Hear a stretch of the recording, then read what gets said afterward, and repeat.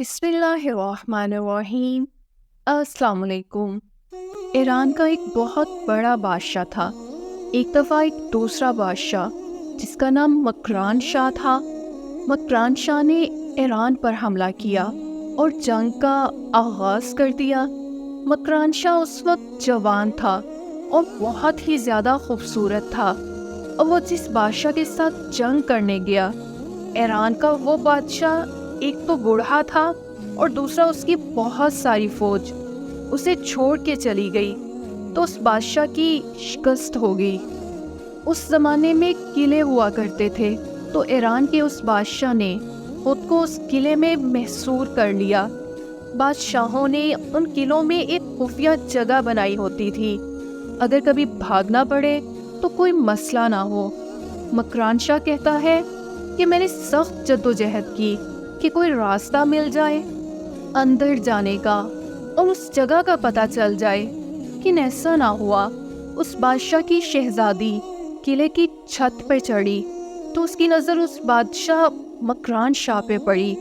جب اس نے مکران شاہ کو دیکھا، کیونکہ وہ بہت خوبصورت تھا، تو اسے وہ پسند آ گیا۔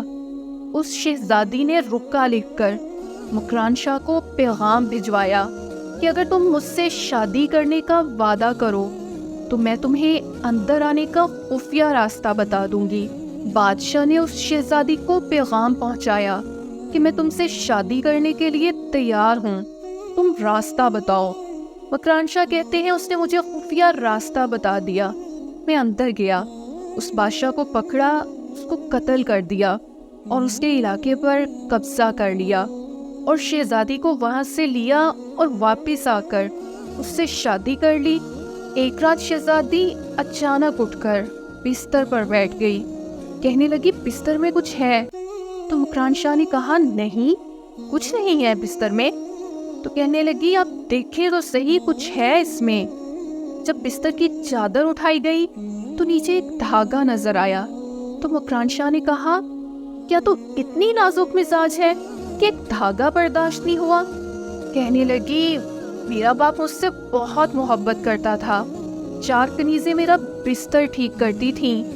وہ کہتا تھا ایک بل نہیں ہونا چاہیے چادر میں، میری بیٹی کو تکلیف ہوتی ہے۔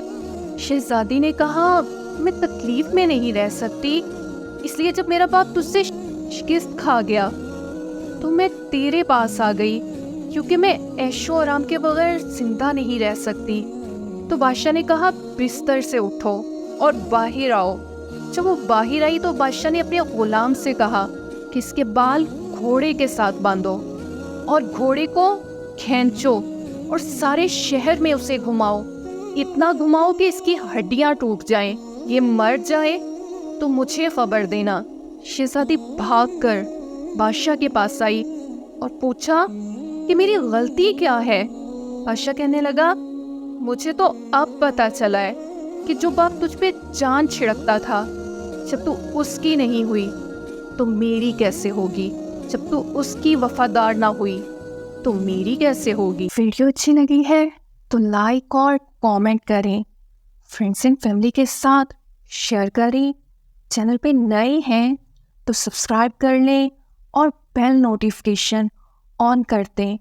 ملتے ہیں آپ سے نیکسٹ ویڈیو میں۔ اللہ حافظ۔